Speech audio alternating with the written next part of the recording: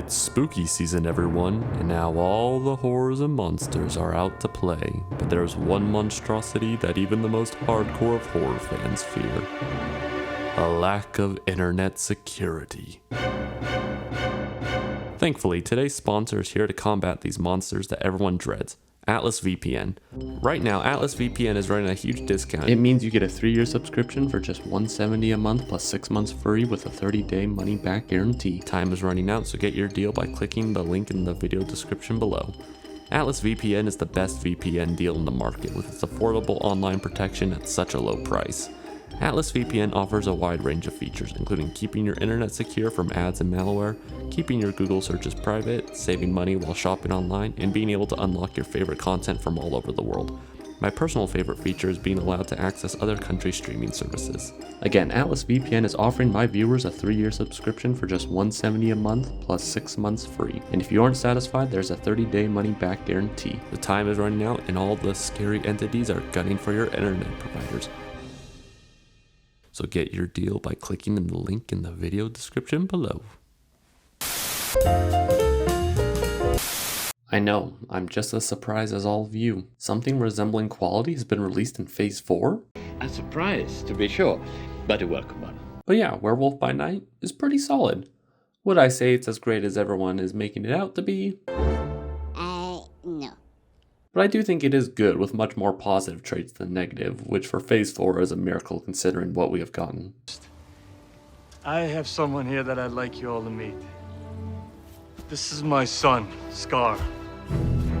What the hell is this? So let's take a look at this solid addition to the MCU that honors classic horror films. What do I like about this special?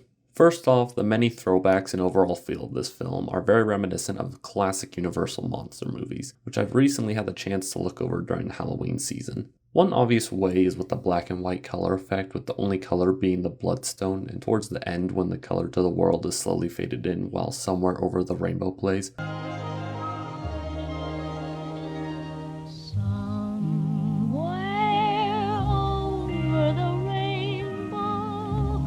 Which is fitting, seeing how The Wizard of Oz is one of the earliest films to use color and the first one to implement it into the story.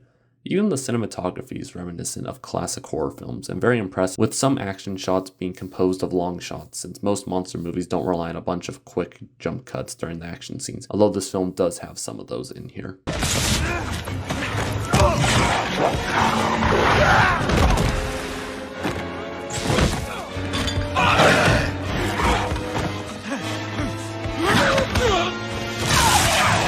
The action is also decent with the previously mentioned long shot, and while there are a bunch of quick cuts, it is minimalized much less since the environment it takes place in is already dark and has a flashing light, helping to hide any technical problems. There is also plenty of gore, with it probably getting by just because the film is black and white, so any blood just looks like oil. Gotta love those movie rating loopholes. You see, the trick is, you can have as much blood as you want, it just can't look like blood. The score is shockingly also really solid due to Michael Giacchino, who really emulates that classic orchestral score of the Universal monster movies, especially the Wolfman, which, you know, makes sense.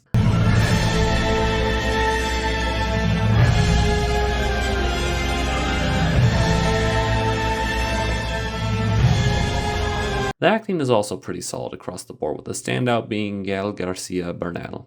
I hope I'm saying that right. As Jack Russell, and if that name sounds familiar, it's because he was Hector in Pixar's Coco. Yes, it is I, Frida Kahlo. So we skip the scanner. I'm on so many ofrendas it'll just overwhelm your blinky thingy. Frida?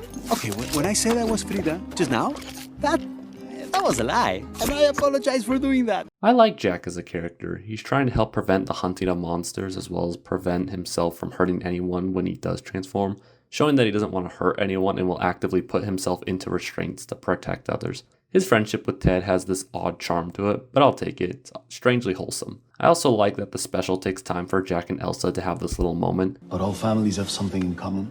They follow us. For good, for bad, they stay, like they become an atmosphere.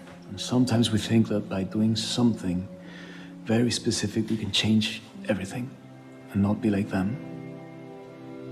Yes, it's only one moment in an already short special, but at least they took the time to have a decent conversation with one another about family instead of having a stupid contrived memory store. I do like the werewolf aspect of it, with the reason Jack not attacking Elsa wasn't because of true love, which is something that I mentioned in the Howling Halloween of the 2010 Wolfman. But in here, it's because he familiarizes himself with Elsa to his werewolf form by telling her to look into his eyes as well as trying to remember her scent. Almost like he's trying to preemptively introduce the werewolf side of him to Elsa, so the werewolf knows that she is not a foe. What are you doing? And this is what? I need to remember you. Must resist urge to make a bited joke.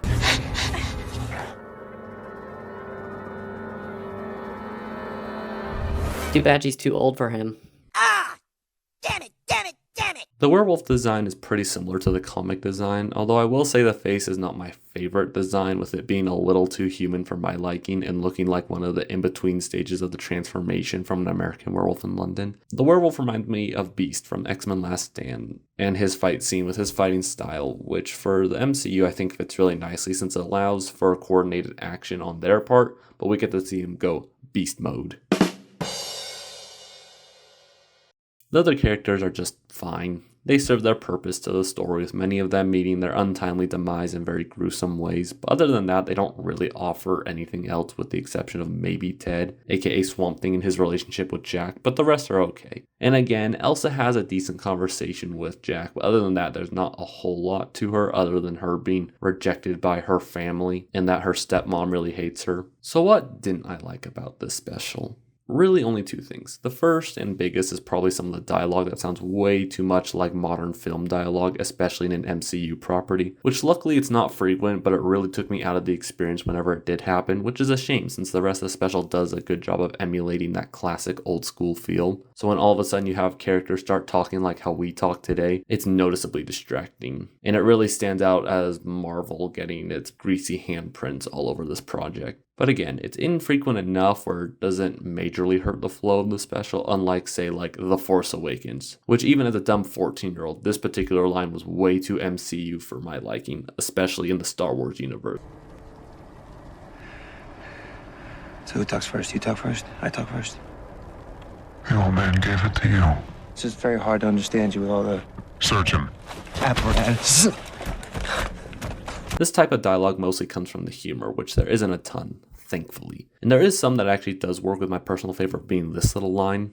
And sometimes we think that by doing something very specific, we can change everything and not be like them.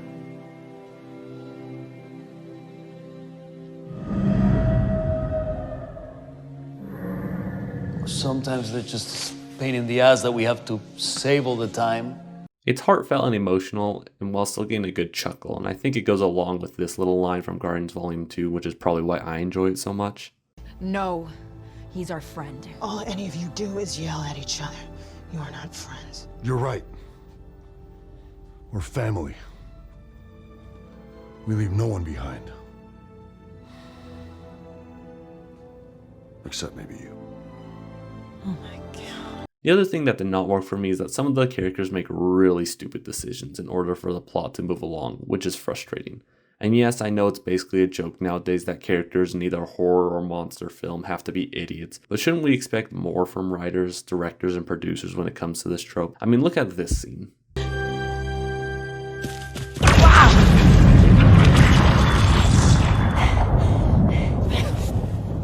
From what we have seen in this special, Jack seems to be a reasonable fellow, and he knows that the Bloodstone hurts monsters. In fact, it is considered to be the most powerful weapon against monster kind. So why would you try and grab it? As far as we know, it wasn't part of his original plan to take it since he made a deal with Elsa to let her have it. This is the equivalent of Superman trying to grab kryptonite, or a human trying to grab a porcupine, or a TikTok star trying to pick up a book. They know it's just going to hurt them, so why even do it? I wouldn't be bothered by this if it wasn't what propelled the plot, which also just brings up the question, why didn't he escape with Ted? Surely he would have known that he would have been discovered helping Ted out, which probably would have led them to finding out he's a monster. Again, these things that bothered me, and while they may not bother you, it's definitely something that prevents me from agreeing with the public that this is as great as everyone is saying. So while that being said, why is everyone praising this special so much? Well, for starters, the fact that the majority of Phase 4 has been seen as mediocre at best, with one exception, and downright awful at worst. General audiences have been losing interest in the MCU, and 95% of them don't really care as much about story, characters, or dialogue as more critical people do. I do think that the MCU burnout is a fraction of why this special has been getting so much praise, but the biggest thing I've been seeing is that this feels creative. It feels like there's actually passion behind it. For lack of better words, it doesn't feel like it's part of the MCU. This special wasn't made, at least not obviously, for a role in the larger story. It wasn't made to shoehorn some shameless fan service that relies on previous Marvel films. It doesn't try to push some half-assed social commentary or personal agenda. It just wants to be a decent monster Halloween special that is a love letter to classic monster movies, made by a team that clearly cares about filmmaking. So here's to hoping that we can see more quality spin-off MCU projects like this. Saying that out loud, I hope this statement ages well, because it could very well backfire more than She-Hulk's writing process. Have a great day, everyone. Spank all those buttons if you haven't already, and I will see you later. Bye-bye.